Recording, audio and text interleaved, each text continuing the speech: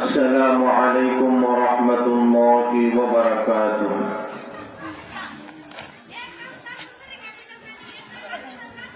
الحمد لله نحمده ونستعينه ونستغفره ونؤمن به ونتوكل عليه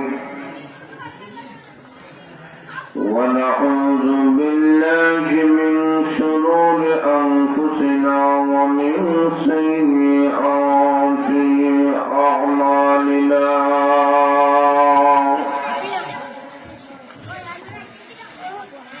من يهده الله فلا مضل له ومن يضلله فلا هادي له ونشهد أن لا إله إلا الله وحده لا شريك له ونشهد أن سيدنا وسندنا وحبيبنا وشفيعنا ومولانا محمدا عبده ورسوله الذي أرسل إلى الناس كافة بشيرا ونذيرا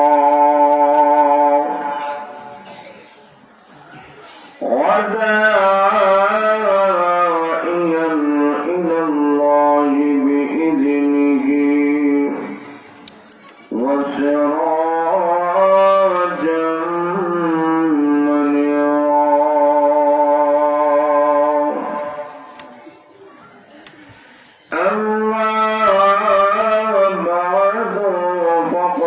قال الله تبارك وتعالى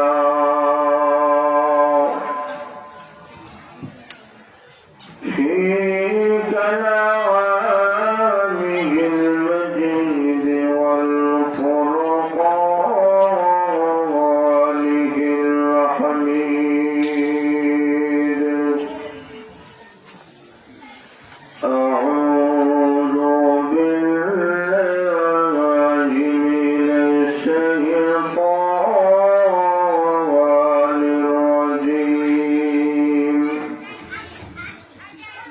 بسم الله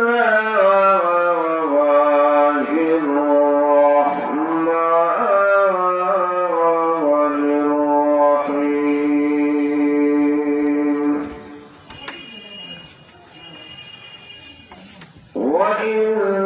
وإنك لعلى خلق عظيم صدق الله العظيم আমরা সবাই মহব্বতের সাথে আন্তরিকতার সাথে দুরূদ শরীফ পড়ি সাল্লাল্লাহু আলা সাইয়্যিদিনা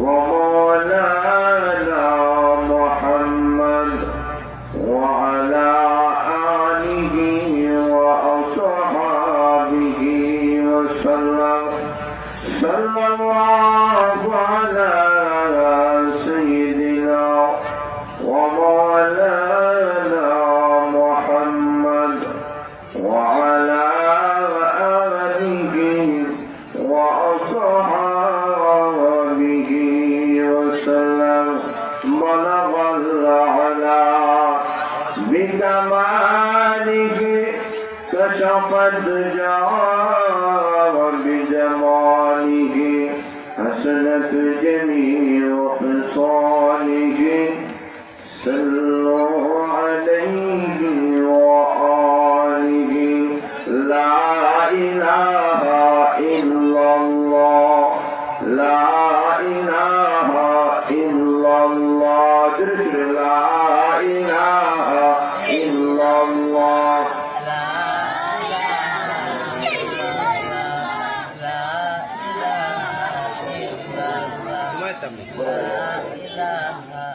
লা ইলাহা ইল্লাল্লাহ লা ইলাহা ইল্লাল্লাহ লা ইলাহা ইল্লাল্লাহ লা ইলাহা ইল্লাল্লাহ মুহাম্মাদুর রাসূলুল্লাহ সাল্লাল্লাহু আলাইহি ওয়াসাল্লাম। ঐতিহ্যবাহী জামিয়া মনিরিয়া ইসলামিয়া হাজিপাড়া শিবনগর সিলেটের উদ্যোগে আয়োজিত বার্ষিক ইসলামী মহাসম্মেলনের শ্রদ্ধাভাজন সম্মানিত সভাপতি সাহেবের আসনকে অলঙ্কিত করেছেন এদেশের আলিম ওলামাদের মুগ্ধমণি নয়নমণি অলিপুর শিরোমণি হযরতুল আল্লাম হযরত মাওলানা শেখ আব্দুল জব্বার সাহেব দামাত বরকাতুহুল আলিয়া, উপস্থিত ওলামায়ে কেরাম, মুরব্বিয়ানে কেরাম, যুব সমাজ ভাইরা, পর্দার অন্তরালের অবস্থানগত আমার অত্যন্ত শ্রদ্ধেয় মা ও বোনেরা, মহান আল্লাহ রাব্বুল আলামিনের কাছে অসংখ্য অগণিত আমরা শুকরিয়া জ্ঞাপন করি, যিনি আপনাদেরকে আমাদেরকে অত্যন্ত দয়া করে মেহরবানি করে আজকের ঐতিহাসিক ইসলামী মহাসম্মেলনে আসা এবং বসার যে সুযোগটুকু মহান আল্লাহ দান করেছেন, এই জন্যই আমরা সবাই অন্তরের অন্তঃস্থল থেকে অধিকত শুকর আদায় করে সবাই বলে আলহামদুলিল্লাহ। আমি আপনাদের সামনে এসেছি, বসেছি, দীর্ঘ আলোচনা করার অবকাশ নেই। আপনাদের সামনে আসবেন, আলোচনা পেশ করবেন। আমি শুধুমাত্র উপস্থিত হয়েছি বিশেষ করে অত্র জামিয়া সুনামধন্য মুহতামিম ঐতিহাসিক মসজিদ ইসলামপুর জামে মসজিদের সুনামধন্য ইমাম ও খতিব, সিলেটের অন্যতম যিনি প্রতিষ্ঠা জামিয়া ইসলামিয়া কাজী বাজার মাদ্রাসার সুনামধন্য মুহাদ্দিস, এদেশের হাজার হাজার আলিমের উস্তাদ, অত্র প্রতিষ্ঠানের সম্মানিত মুহতামিম হযরতুল আল্লাহ হযরত মাওলানা শেখ মুফতি জামিল আহমদ খান শেখ মুন্সিবাজারি হুজুর দামাত বরকাতুহুল আলিয়া দোয়া এবং বরকত হাসিল করার জন্য, এলাকাবাসীর দোয়া বরকত হাসিল করার জন্য উপস্থিত হয়েছি। অতি সংক্ষিপ্ত আকারে কয়েকটি কথা বলে বিদায় নেওয়ার চেষ্টা করব।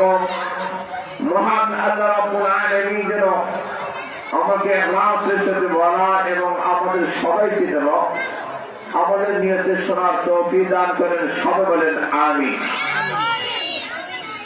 আমি আপনাদের সামনে মহাগ্রন্থ আল কোরআনে 114টি সূরার মধ্য থেকে অন্যতম একটা সূরা, যে সূরার নাম সূরা আল কলম। সেই সূরা আল কলমে এখানে আয়াতে কারিমা তেলাওয়াত করেছে। এই আয়াতে মহান আল্লাহ রাব্বুল আলামিন বলেন, তখন নবীজি নিশ্চয়ই আমি মহান আল্লাহ আপনাকে খুলুকে আজিম দান করেছি। জোরে বলেন সুবহানাল্লাহ। আল্লাহ রাব্বুল আলামিন আমাদের কাছে দুইটা জিনিস আল্লাহ রেখেছে, একটার নাম হলো সূরা কোরআন, আরেকটা হলো বিশ্বনবীর আদর্শ এবং নমুনা।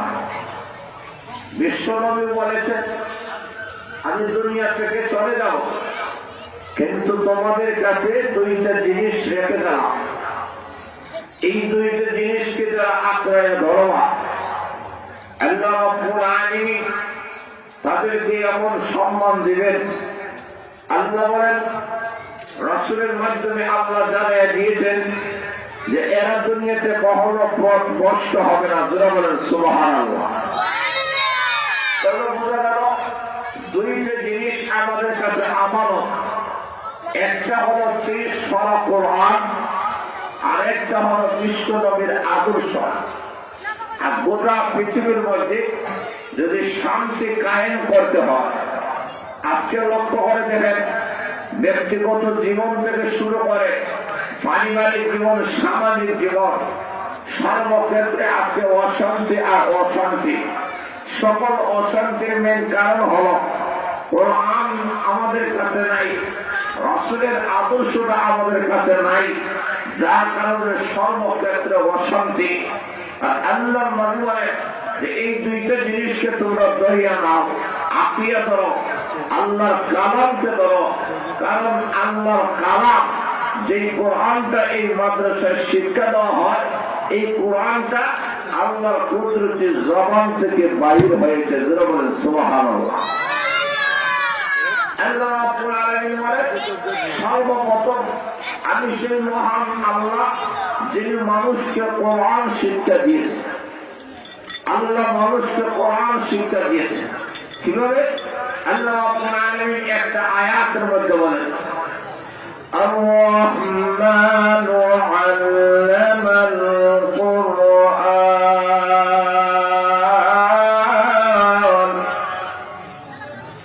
খালাকাল ইনসান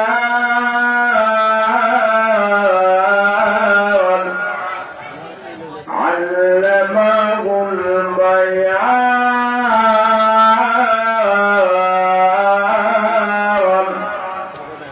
আল্লাহ রাব্বুল আলামিন বলেন, আমি সেই রহমান যিনি মানুষকে কোরআন শিক্ষা দিয়েছে। তাহলে বোঝা গেল কোরআন শিক্ষা দিয়েছেন মহান আল্লাহ। আল্লাহ রাব্বুল আলামিন কেন কোরআন শিক্ষা দিলেন? কারণ যতক্ষণ পর্যন্ত মানুষের ভিতরে কোরআন শিক্ষা না আসবে, কোরআনের শিক্ষায় শিক্ষিত না হবে, এই মানুষটা প্রকৃত আল্লাহ ওয়ালা হতে পারে না। এই কারণে আল্লাহ রাব্বুল আলামিন বলেন, কোরআন শিক্ষা আমি আল্লাহই দিয়েছি। কারণ কোরআন শিক্ষা যারা গ্রহণ করেছে, এরা কখনো নামাজ ছাড়তে পারে না, এরা কখনো আল্লাহ নাফরমানির কাজ করতে পারে না, এরা আল্লাহর আনুগত্যশীল বান্দা এবং বান্দী হয়ে যায়। যারা বলেন সুবহানাল্লাহ। এটা নয় বাইরে আসুন, এমন একটা কোরআন আল্লাহ আমাদের কাছে দিয়েছেন। আল্লাহ বলেন, দুনিয়া থাকা অবস্থায় কোরআনের মাদ্রাসাগুলোকে ধরবা, আমি মহান আল্লাহ তোমাদেরকে জান্নাত পর্যন্ত পৌঁছে দিব। আল্লাহ রাহমাতুল আলামিন ঘোষণা করেছেন, মান ক্বারাআল কুরআন ফাস্তাযহারহু ফাআহাল্লা হালালাহু ওয়া হাররামা হারামাহু আদখালাহুল্লাহুল জান্নাহ। আল্লাহ বলেন, যারা কোরআন পড়বে এবং কোরআনটাকে হেফাজত করবে, কোরআনের বর্ণিত হালালটাকে হালাল মনে করে গ্রহণ করবে, কোরআনের বর্ণিত হারামটাকে হারাম মনে করে বর্জন করবে, আল্লাহ নবী বলেন, আদখালাহুল্লাহুল জান্নাহ, আমার মহান আল্লাহ তাকে জান্নাতের মেহমান বানাইয়া দিবেন। জোরে বলেন সুবহানাল্লাহ। শুধুমাত্র তাই নয়, একজন কোরআনওয়ালা শুধুমাত্র সে জান্নাতের ভিতরে ঢুকে আমার নয়, কিয়ামতের কঠিন ময়দানে ওই কোরআনওয়ালা মহান আল্লাহর কাছে সুপারিশ করবে, প্রভু আমি জান্নাতের ভিতরে চলে যাব, আমার বাবা জান্নাতের ভিতরে যাবে না, আল্লাহ হতে পারে না। ওই কোরআনওয়ালা হাফিজে কোরআন, কোরআনের আলিম আল্লাহর কাছে সুপারিশ করবে, প্রভু আমার বাবা ছাড়া আমি জান্নাতের মেহমান হব না। আল্লাহ বলবেন, কোরআন রে কোরআন, রে কোরআনওয়ালা শুনে নাও, তুমি যেহেতু তোমার বাবার বেলায় সুপারিশ করতেছ, আমি মহান আল্লাহ তোমার সুপারিশ কবুল মঞ্জুর করে তোমার বাবাকেও জান্নাতের মেহমান বানাইয়া দিলাম। আমার ওই কোরআনওয়ালা মানে প্রভু আমার বাবাকে দিয়েছেন কিন্তু আমার জনম দুঃখের মা, যে মা একদিন 2 দিন 10 মাস 10 দিন কষ্ট করার বিনিময়ে এই দুনিয়ার আলো আমি দেখেছি। যে মা আমাকে কষ্ট করে লালন পালন করেছে, আজকে ওই মা জাহান্নামে যাবে, আমি সন্তান হয়ে জান্নাতের মধ্যে চলে যাব, হতে পারে না। আল্লাহ তোমার কি দয়া হয় না? আল্লাহ তোমার কি মায়া হয় না? আমার জনম দুঃখিনী মাকে জান্নাত দিয়ে দাও। আল্লাহ ডাক দিয়ে বলবেন, যা কোরআনওয়ালা, আমি মহান আল্লাহ তোর সুপারিশ কবুল মঞ্জুর করে তোর মাকেও জান্নাতের মেহমান বানাইয়া দিলাম। এবার কোরআনওয়ালা বলে, প্রভুরা আরো কিছু সংখ্যক মানুষ রয়েছেন। এবার আল্লাহ বলবেন, কোরআনওয়ালা, আজকে আমি তোমাকে পারমিশন দিলাম, যত মানুষের বেলায় তুমি সুপারিশ করবা, করতে দেরি হবে। আমি আল্লাহ তত মানুষগুলাকে জান্নাতের মেহমান বানাতে তার দেরি হবে না। এবার ওই কোরআনওয়ালা বলবে, প্রভু গো, আয় আল্লাহ, আমি যে মাদ্রাসায় লেখাপড়া করেছি, এই মাদ্রাসার জায়গা দিয়েছেন একজনে বিল্ডিং বানায় দিয়েছেন, একজনে রুম দিয়েছেন, একজনে কুতুব মান্নে কিতাব দান করেছেন। এই মাদ্রাসাগুলোর মধ্যে বিভিন্ন শ্রেণীর মানুষেরা বিভিন্ন ভাবে তারা সহযোগিতা করেছেন। এরা সবাই তো কোরআনওয়ালা, এরা সবাই তো কোরআনের মাদ্রাসার সাথে তাদের সম্পর্ক ছিল। আল্লাহ ডাক দিয়ে বলবেন, রে কোরআনওয়ালা, রে আলিম, তুমি শুনে নাও, ঘাবড়াবা না। আজকে হাসরের ময়দানে আমি আল্লাহ তোমাকে পারমিশন দিলাম, যত জনের বেলায় তোমার সুপারিশ করবা, আমি মহান আল্লাহ তত জনের বেলায় তোমার সুপারিশ কবুল মঞ্জুর করে নিব। সেই কিয়ামতের কঠিন ময়দানে একজন কোরআনওয়ালার কি পরিমাণ দাম, কি পরিমাণ সম্মান। আজকে হাফেজ কোরআন যারা করেন, দুনিয়াতে হাফেজ কোরআনদেরকে যদিও আমরা সম্মান দেই না, মর্যাদা দেই না, কিন্তু কিয়ামতের কঠিন ময়দানে আল্লাহ ঘোষণা করবেন, রে হাফেজ কোরআন পর আর চলতে থাক। একজন হাফেজ কোরআন একটা আয়াত তেলাওয়াত করবে, এক তালার উপরে উঠে যাবে, আরেক আয়াত তেলাওয়াত করবে, আরেক তালার উপরে উঠে যাবে। এইভাবে একজন হাফেজ কোরআন ৬,৬৬৬ আয়াত তেলাওয়াত করবে, ৬,৬৬৬টি তালার উপরে তার আসন হয়ে যাবে। যারা বলেন সুবহানাল্লাহ। তাহলে সেই কিয়ামতের কঠিন ময়দানে যেই সমস্ত মা বাবারা নিজের পরিবার টুকরা সন্তানগুলোকে মাদ্রাসায় পড়াইয়া হাফেজ কোরআন বানাইয়াছেন, আলিম বানাইয়াছেন, কি পরিমাণ সম্মান এবং মর্যাদা কিয়ামতের দিন তাদের হবে। হাসরের মাঠ যখন কায়েম হয়ে যাবে, এমনি তাকাইয়া দেখা যায় হাসরের মাঠ আলোকিত হয়ে গেছে। লোকেরা বলবে, প্রভু গো, হাসরের মাঠ কেন আলোকিত হয়ে গেল, জলমল করতেছে? এমনি আল্লাহ ডাক দিয়ে বলবেন, জননী, তার কারণ হলো আজকে কঠিন হাসরের ময়দানে হাফেজ কোরআন আলিম ওলামাদের মা বাবার মাথার মধ্যে নূরের মুকুট আল্লাহ পরিধান করাইয়া দিয়েছে। আল্লাহ রাব্বুল আলামিন কোরআনওয়ালাদের কতই দাম, কতই সম্মান দিয়েছেন। আজকে যদি আমাদের একটা ছেলে, আমাদের একটা মেয়ে, আমাদের একটা বাংলা, আমাদের একটা বাতিদা যদি হাফেজ কোরআন হয়, এই মাদ্রাসা থেকে যদি আলিম হতে পারে, আমাদের কি দাম, আমাদের কি সম্মান হবে। যে কিয়ামতের কঠিন ময়দানে এর জন্য আরেকজনের দিকে তাকানোর কোন সাহস নেই।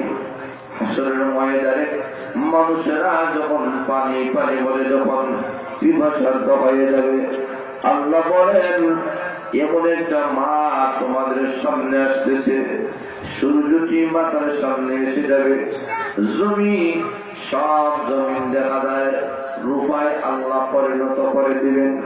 সূর্যের উত্তাপের কারণে হাসরের ময়দানে সব মানুষেরা পেরেশান হয়ে যাবে।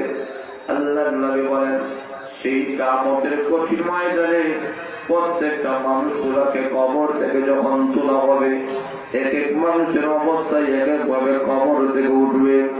কিয়ামতের কঠিন ময়দানে এক শ্রেণীর মানুষেরা এমন অবস্থায় আল্লাহর সামনে দাঁড়াবে, আল্লাহ রাব্বুল আলামিন বিশ্ব নবীর মাধ্যমে জানায় দিয়েছেন মাথা গুলা নিচের দিক দিয়ে পাওটা থাকবে উপর দিকে, আর তাদের চক্ষুগুলা থাকে বন্ধ। বন্ধ অবস্থায় মাথা নিচের দিক দিয়া পাওটা উপর দিক দিয়ে তুলিয়া হাসরের ময়দানে আল্লাহর সামনে যখন হাজির হবে, লোকেরা বলবে এরা মাথার মাধ্যমে কেন হাঁটাচলা করে, আল্লাহ এরা বন্ধ কেন? তারাও বলবে প্রভু দুনিয়াতে তো আমরা অন্ধ ছিলাম না, আমাদেরকে তো দুইটা চক্ষু দিয়েছিলাম, আজকে হাসরের ময়দানে অন্ধ কেন, অন্ধ করে কেন আমাদেরকে তুলেছ?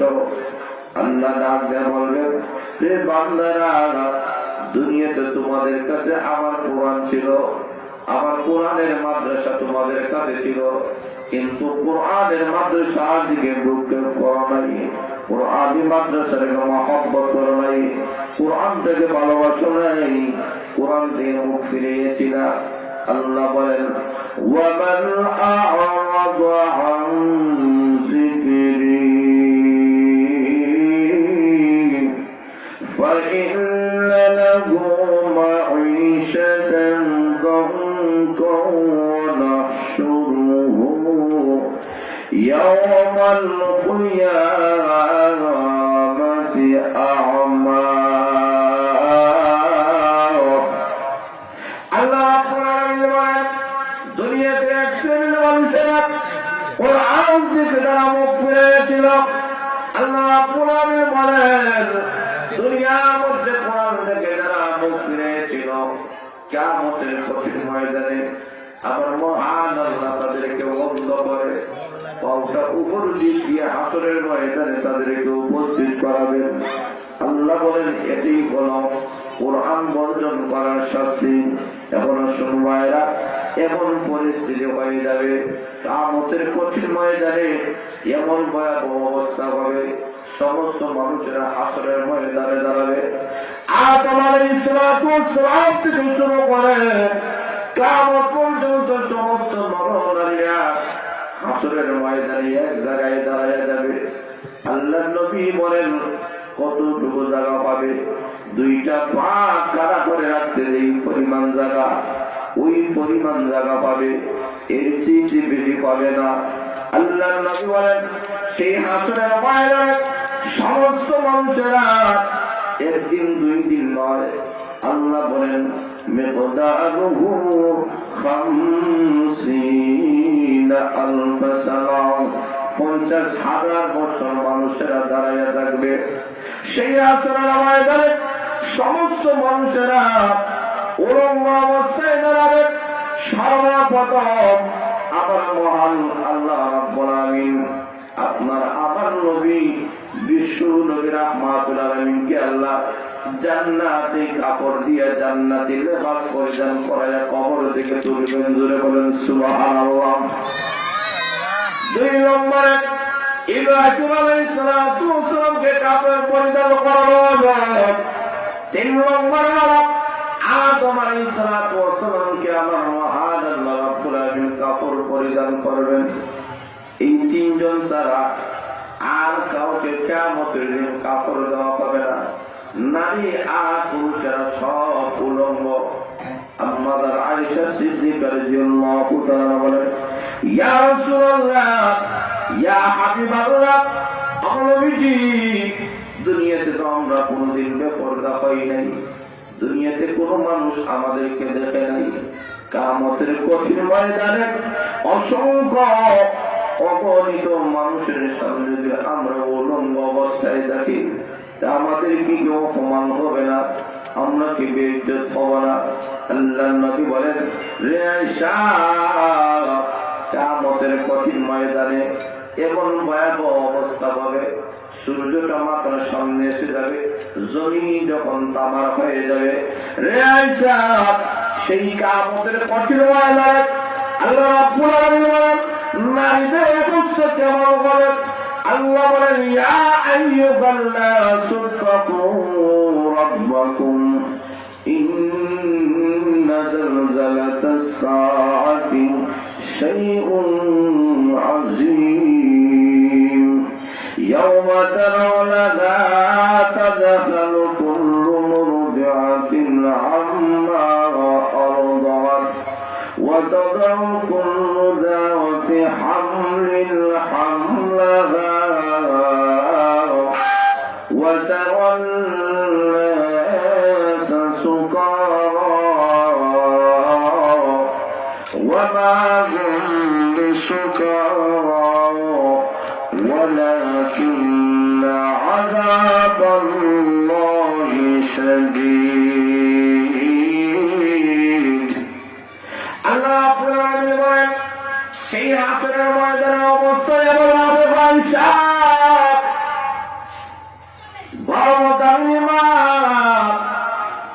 যে মা পেটের মধ্যে সন্তান আছে, হাসরের ময়দানে ভয়াবহ অবস্থা দেখিয়া স্তন্যদায়ী মা তার সন্তানের কথা বলে যাবে, কোলের সন্তানের কথা তার মনে থাকবে না। গর্ভধারিণী মা তার সন্তানটাকে গর্ভপাত করে ফেলবে, একটু টের হবে না।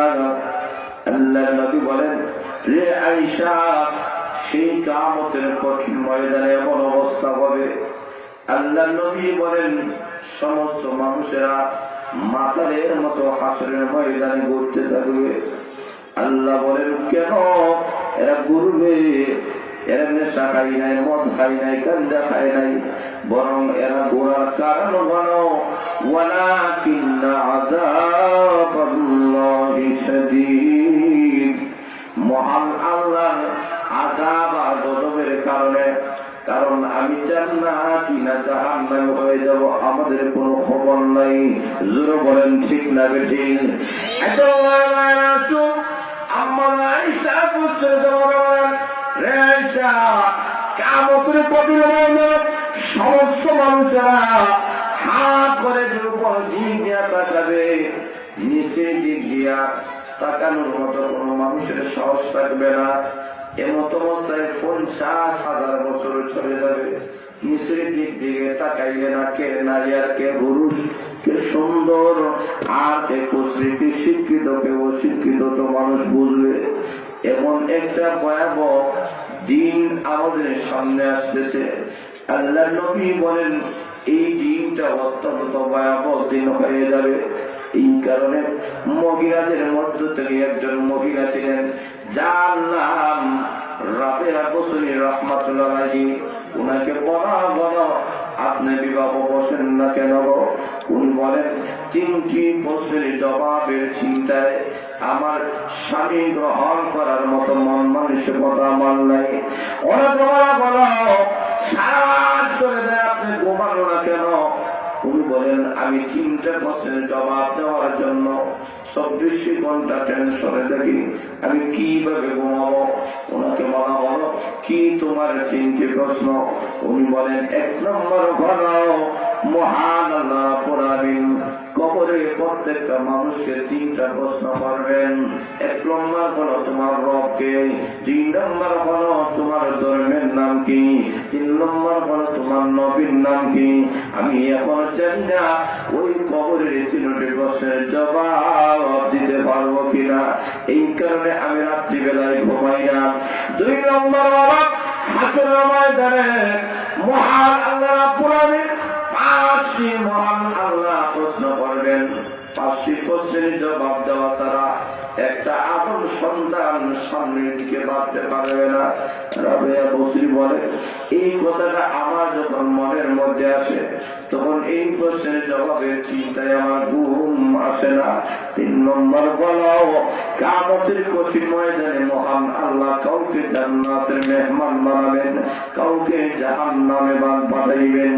আমি রাবেয়া জানি না আমি জান্নাতের কাতারে থাকবো না জাহান্নামের কাতারে থাকবো, এই কারণে আমি রাত্রিবেলায় ঘুমাই না।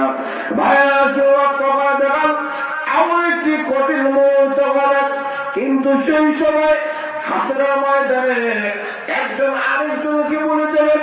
আল্লাহ বলেন, ইয়াউমা ইয়াফিরুল মারউ মিন আখিহি ওয়া উম্মিহি ওয়া আবিহি ওয়া সাহিবাতিহি ওয়া বানিহি লিকুল্লি ইমরিইন মিনহুম ইয়াউমাইযিন শাআনুন ইউগনিহ। আল্লাহ বলেন, মা তার কলিজার টুকরা সন্তানকে বলে যাবে, সন্তান তার মাকে বলে যাবে, স্বামী স্ত্রীকে বলে যাবে, স্ত্রী স্বামীকে বলে যাবে, এক বন্ধু আরেক বন্ধুকে বলে যাবে, এক বান্ধবী আরেক বান্ধবীকে বলে যাবে। কেউ কারো দিকে তাকাবে না, সবাই বলবে না জানি আমি জাহান্নামী হয়ে যাই কিনা। এমন একটা ভয়াবহ অবস্থা হবে। আজকে লক্ষ্য করে দেখেন, আমরা অনেকে আমাদের পরিবার পরিজনের জন্য আমরা আল্লাহর গোলামি করি না, আল্লাহ দাসত্ব করি না, পরকালের চিন্তা ভাবনা করি না। কিন্তু তাকাইয়া দেখেন, এই ছেলে সন্তান এবং মেয়েরা আপনার কোনো কাজে আসবে না। হাসরের ময়দানে ইয়া নফসি ইয়া নফসি বলে আমরা সবাই কাঁদবো। জোরে বলেন ঠিক না বেঠিক? আমার মায়েরা কিয়ামতের কঠিন ময়দানে এমন ভয়াবহ অবস্থা হয়ে যাবে, একটা মা তার কলিজার টুকরো সন্তানটাকে সামান্য সময়ের বিরহ বেদনা মা সহ্য করতে পারে না। জোরে বলেন ঠিক না বেঠিক? ভাইয়েরা শুনুন, লক্ষ্য করে দেখেন, এমন একজন মহিলা যার একটা মাত্র মেয়ে, আর কোন ছেলেও নাই, আর কোন মেয়ে নাই। এই মেয়ের প্রতি মার ভালোবাসা কম না বেশি? জোরে বলেন। এমন সময় এর মাত্র সন্তানকে রাখেন, একটা সেকেন্ডের জন্য কোন জায়গায় যায় না, সব সময় তার কলিজার টুকরা সন্তানকে তার কাছে রাখে। সামান্য বিরোধ সহ্য করতে পারে না, কিন্তু মহান আল্লাহ মালাকুল মউত আল্লাহ পাঠিয়ে দিয়েছেন, মেয়ের জানটা আল্লাহ কবজ করাইয়া নিলেন। এটাই হলো দুনিয়া। যাওয়ার বেলায় কোন নিয়ম নাই। জোরে বলেন ঠিক না বেঠিক? মা দুনিয়াতে মারা গেল, কলিজার টুকরা সন্তানটা দুনিয়া থেকে চিরকালের জন্য চলে গেল। মা সন্তানটাকে মানুষের মাধ্যমে জানাজার নামাজ পড়ে যখন দাফন করা হলো, 1 দিন 2 দিন 3 দিন হয়ে গেল, সন্তান কবরের বাসিন্দা হয়ে গেছে। মা সহ্য করতে পারে না, আরে আমার সন্তান না কবরে কোন অবস্থায় আছে। মা তার সন্তানের অবস্থা জানার জন্য পাগল করা হয়ে গেছে। দৌড় দিয়ে ওলামায়ে কেরামের কাছে প্রশ্ন করেন, আপনারা তো কোরআন হাদিস পড়েছেন, আপনারা পড়ে দেন না এমন কোন আমল আসেনি যে আমলটা করলে স্বপ্ন যুগের মাধ্যমে আমার মেয়ের খবরের অবস্থা আমি জানতে পারবো? আমি সেই যুগের যোগ শ্রেষ্ঠ আল্লাহ হাসান বছরে আমার তোমার কাছে গিয়ে আমার নষ্ট করেছেন। হাসান বছরে বলে, ও মা, এমন কোন উল্লেখযোগ্য আমল নাই গো মা, যে আমল করলে তোমার মেয়ের খবরের অবস্থা তুমি জানতে পারবা।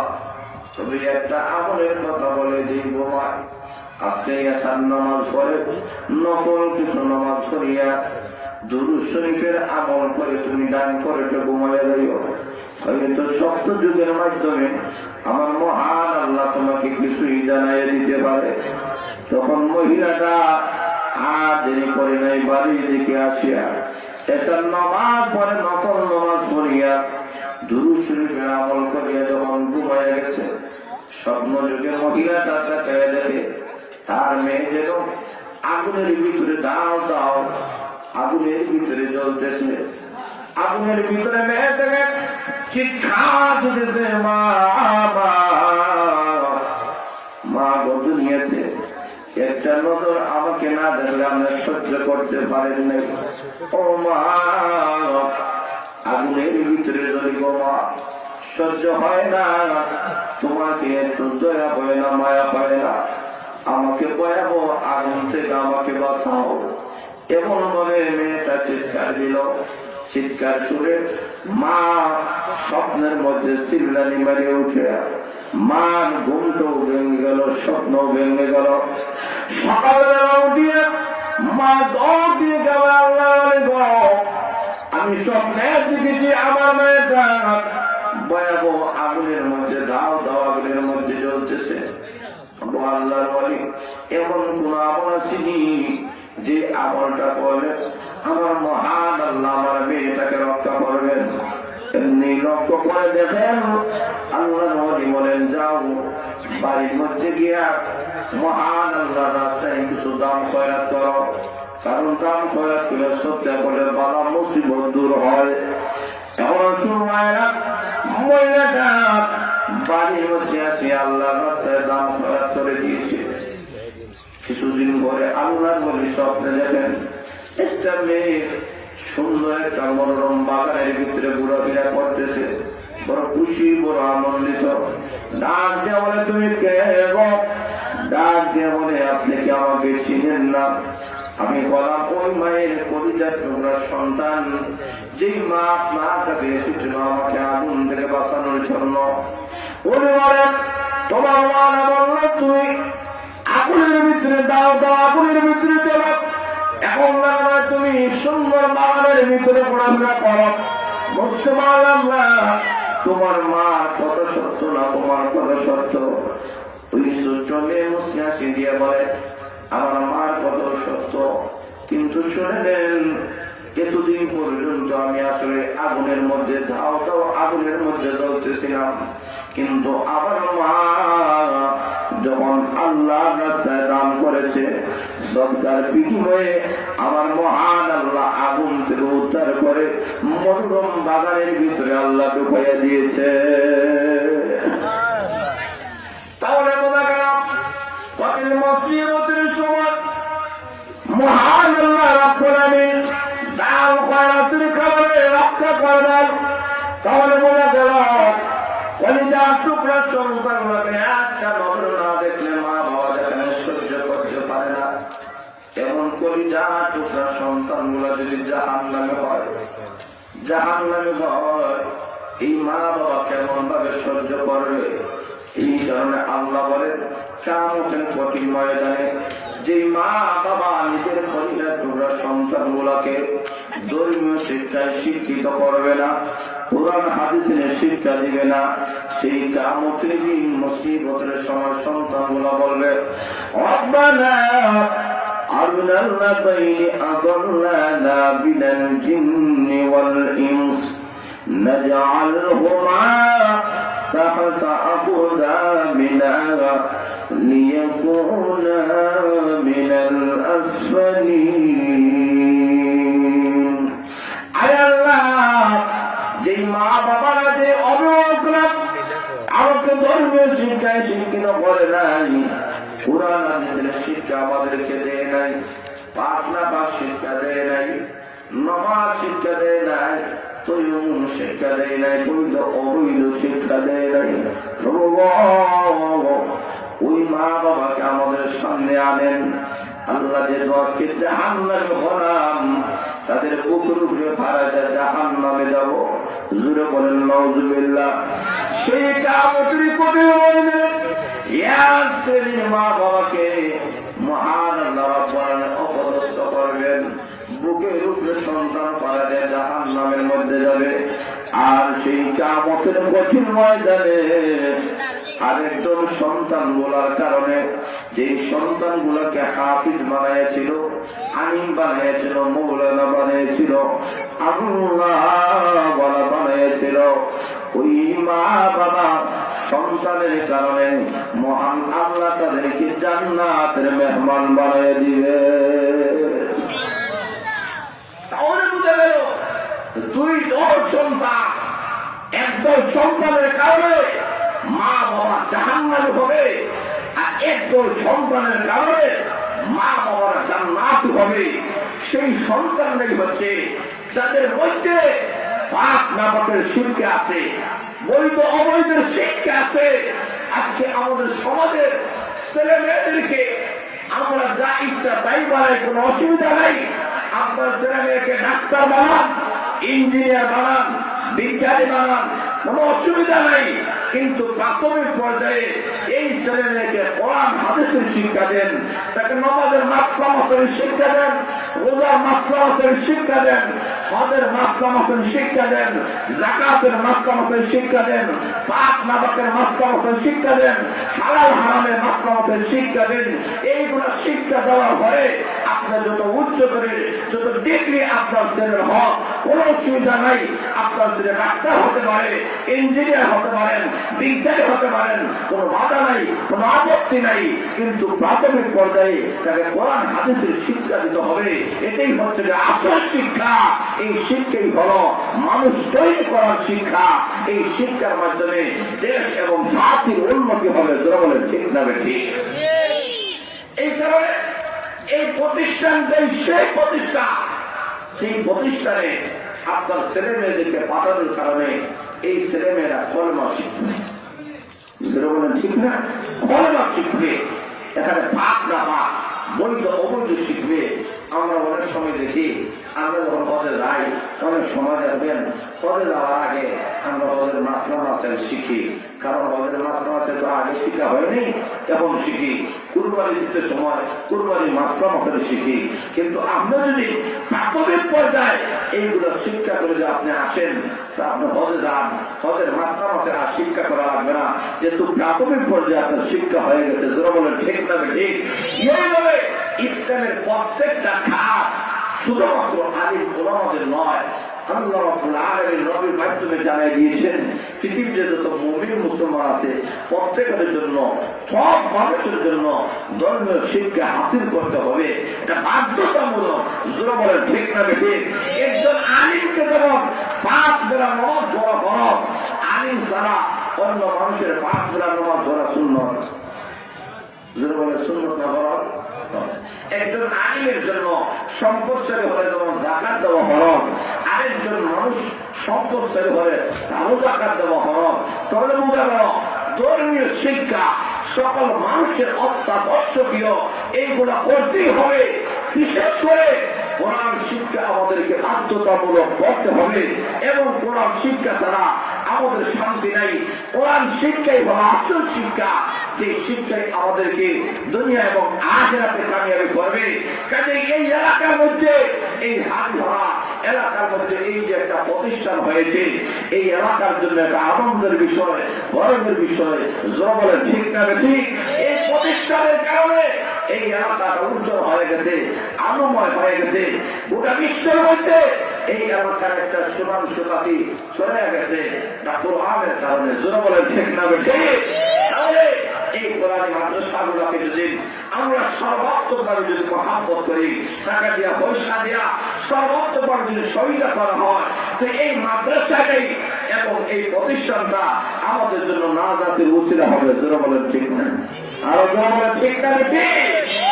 আমাদের মাথার গাম ভয় পালাইয়া 7 দিন 24 ঘন্টা কষ্ট করে যে টাকা পয়সাগুলো আমরা উপার্জন করি, এই টাকা পয়সার একটা অংশ যদি এই প্রতিষ্ঠানে আপনারা দান খয়রাত করেন, তো এই প্রতিষ্ঠান থেকে হাফেজ কোরআন হবে, আলিম হবে, শেখুল হাদিসরা তৈরি হবে। যারা বলে ঠিক না ঠিক? আল্লাহ ওয়ালা এরকম প্রতিষ্ঠান থেকে তৈরি হয়েছেন এবং কিয়ামত পর্যন্ত হবে। কাজে এই প্রতিষ্ঠানগুলোকে আমাদেরকে সর্বাত্মকভাবে সহযোগিতা করতে হবে।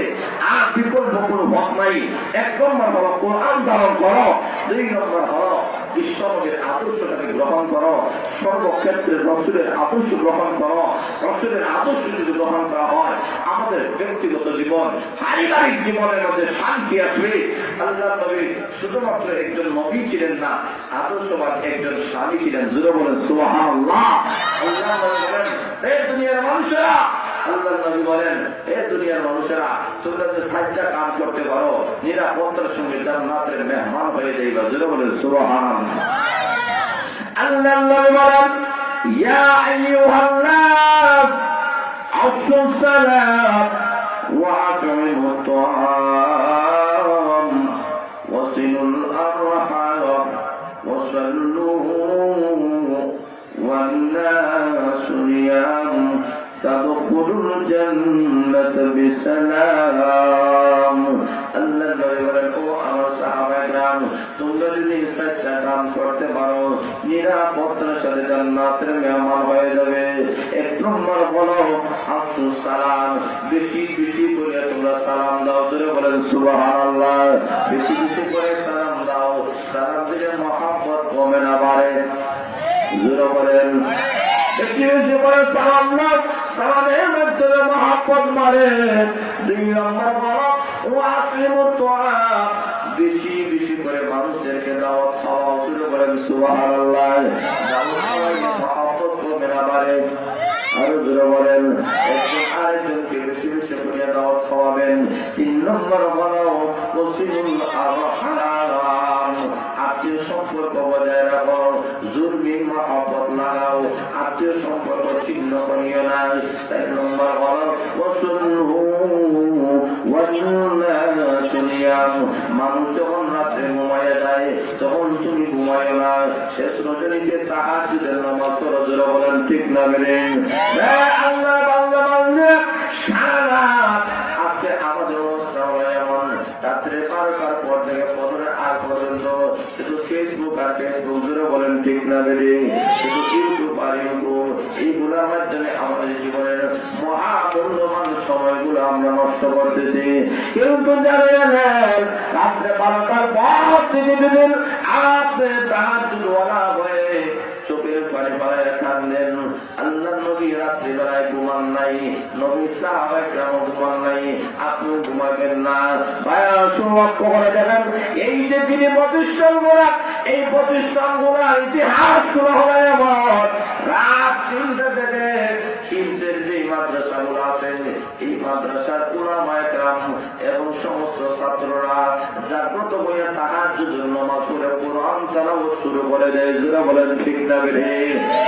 রাত্রিতে লক্ষ্য করে দেখবেন, এই মাদ্রাসাতে গুন গুন আওয়াজ শোনা যায়।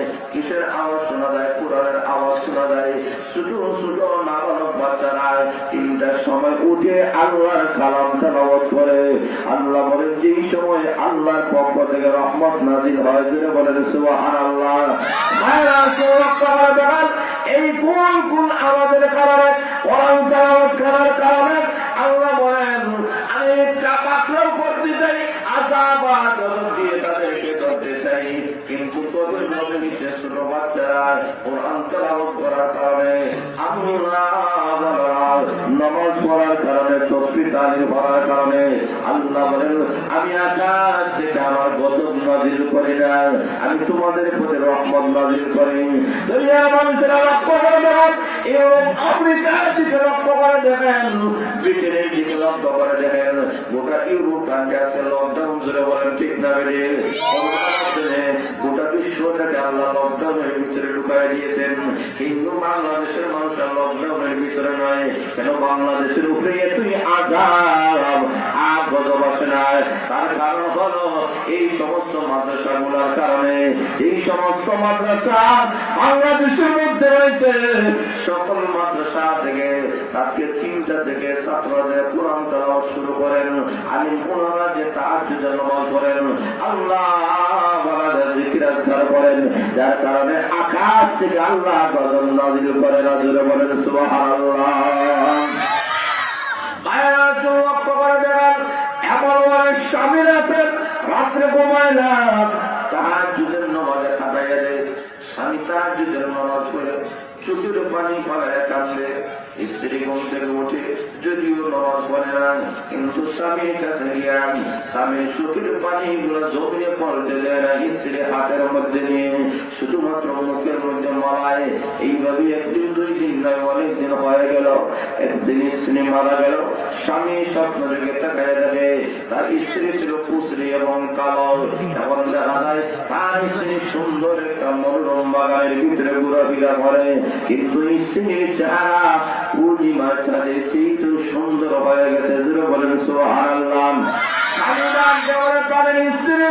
তুমি তো কুচরি ছিল, কালো ছিল, এত সুন্দর চেহারা তোমার কিভাবে হয়ে গেল? স্ত্রী ডাক দেওয়ার সঙ্গ, আমার সুন্দর চেহারা হওয়ার কারণ হল আপনাদের রাত্রি বেলায় তাহাজ্জুদের নামাজ পড়তেন, ওই পানিগুলো আমি জমিনে পড়তে দেই নাই, আমার মুখের মধ্যে মলাইছি, যার কারণে আমার মহান আল্লাহ খুশি হইয়া আমার চেহারাটাকে পূর্ণিমার চাঁদের চেয়ে সুন্দর বানিয়ে দিয়েছে। তাহলে বোঝা গেল তাহাজ্জুদ ওয়ালা আল্লাহ এবং বন্দী যদি হয়, স্বামী স্ত্রী যদি হয়, এই ঘরে সন্তান বড় দিলদার হয়, এই ঘরে সন্তান বড় আল্লাহ হয়, এবং আল্লাহ বলাদের ঘরে আল্লাহ সন্তান দান করে। যেটা বলেন ঠিক না বেরিয়ে আপনি যদি চান আমার ছেলে মেয়ে আল্লাহ হোক, দিনদার হোক, আপনি আল্লাহ হওয়া দরকার। স্বামী স্ত্রী আল্লাহ আপনাদের ঘরে আল্লাহ সন্তান দিলেন। এখনো অনেক আল্লাহ দুনিয়া থেকে চলে গেছেন, যার নাম আব্দুর রহিম মুহাদ্দিস রাহমাতুল্লাহ আলাইহি। এত বড় মুহাদ্দিস, আল্লাহু আকবার। রাতে তাহাজ্জুদের নামাজ পড়ে স্বামী আর স্ত্রী হাত তুলে আল্লাহর কাছে দোয়া করা শুরু করছে। এমন একটি সময়, এই সময় আল্লাহ দোয়া ডাইরেক্ট কবুল করে। সুবহানাল্লাহ। আর জোরে বলেন সুবহানাল্লাহ। স্বামী আর স্ত্রী হাত তুলে দোয়া করতেছেন, দুইটি হাতের মধ্যখানে তাকাইয়া দেখেন আরো ছোট ছোট দুইটা হাত দেখা যায়। সুবহানাল্লাহ। জোরে বলেন সুবহানাল্লাহ। স্বামী দোয়া করে আরো দুইটা হাতের মধ্যখানে দেখেন আরো দুইটা ছোট হাত দেখা যায়। স্ত্রীও দেখে তার বড় দুইটা হাতের মধ্যে আরো দুইটা ছোট হাত দেখা যায়। জোরে বলেন সুবহানাল্লাহ। দোয়া শেষ হয়ে গেল। সকালবেলা আল্লাহর ওয়ালিদের কাছে কামনা করেন, এমন ভাবে দোয়ার মধ্যে আমরা দেখলাম ব্যাপারটাকে বুঝতে পারলাম না। এমনি আল্লাহর ওয়ালি বলেন আজকে তাহাজ্জুদের নামাজের বদৌলতে মহান আল্লাহ তোমাদের ঘরে এমন একটা সন্তান দান করবেন, যে সন্তান সারা বিশ্বময় কুরআন এবং হাদিসের খেদমত করবে। যেটা বলেন সুবহানাল্লাহ। ঠিকই দেখা গেল তাদের ঘরে মহান আল্লাহ শাহ ওলিউল্লাহ মুহাদ্দিস দেহলভী রাহমাতুল্লাহ আলাইহি এমন একজন সন্তান দিলেন, গোটা বিশ্বময়কে আল্লাহ তার মাধ্যমে হাদিসের এমন ভাবে চর্চা হলো, বিশ্বময় আল্লাহ তাকে চমকাইয়া দিলেন। যেটা বলেন সুবহানাল্লাহ।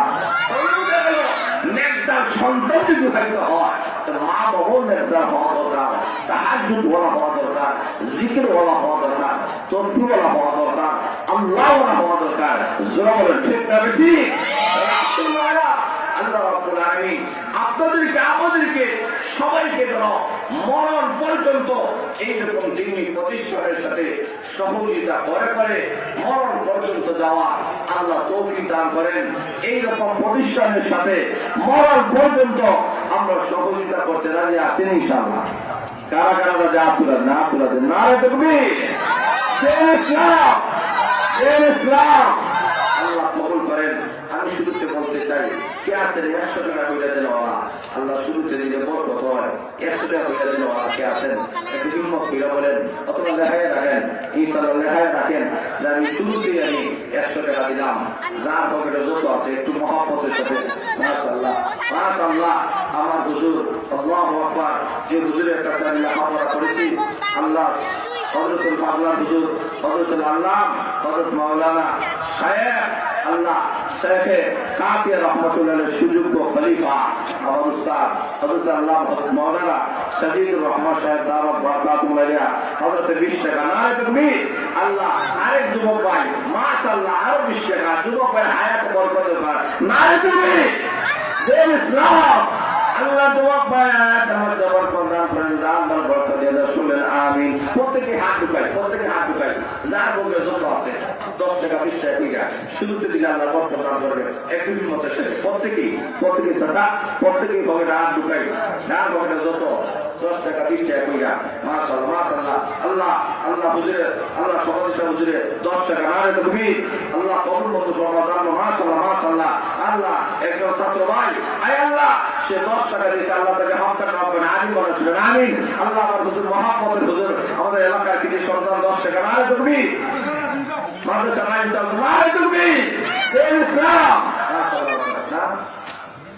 আল্লাহ আমার ছোট ভাই আয় আল্লাহ 100 টাকা নারে তাকবীর।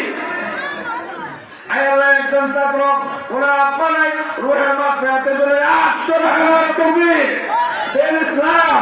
আয় আল্লাহ আরেকজন আমার চাচা আল্লাহ 10 টাকা আল্লাহ কবুল মঞ্জুর সমাধান বরকত দিয়ে দাও। আরেক ভাই 10 টাকা আল্লাহ কবুল মঞ্জুর সমাধান বরকত দিয়ে দাও।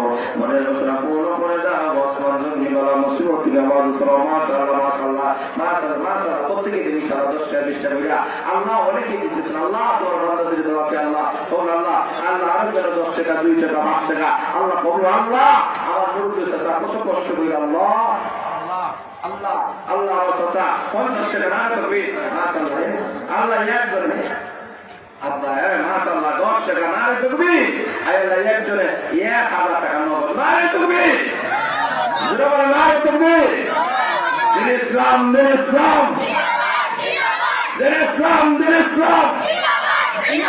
মাশাআল্লাহ নগদ 1000 টাকা আল্লাহ কবুল মঞ্জুর জান বরকত দিয়ে দাও। মনের বাসনা পূর্ণ করো আসমান জমি বালা মুসিবত থেকে বাদ করো আমিন ইয়া রাব্বাল আলামিন।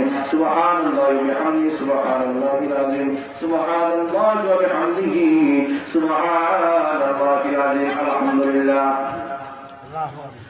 আলহামদুলিল্লাহ الذي هدانا لهذا وما كنا لنهتدي لولا أن هدانا الله رب ارحمهما كما ربياني صغيرا। আল্লাহ রাব্বুল আলামিন তোমার সেই দরবারে হাত ধরে আল্লাহ আমাদের আজকের